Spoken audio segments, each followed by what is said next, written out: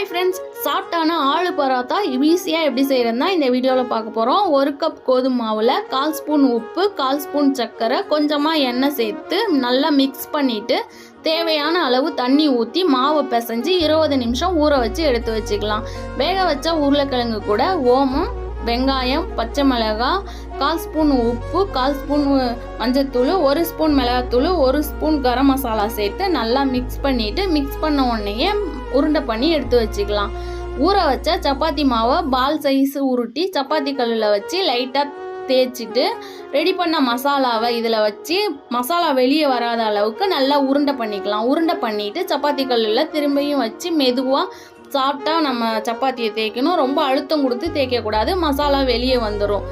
தேய்ச்ச சப்பாத்தியை தோசைக்கல்லில் போட்டு 2 பக்கட்டும் எண்ணெய் தடவி வேக வச்சோம்னா சாஃப்டான ஆலு பரோட்டா ரெடி. இந்த வீடியோ உங்களுக்கு பிடிச்சிருந்தா நம்ம சேனலை மறக்காமல்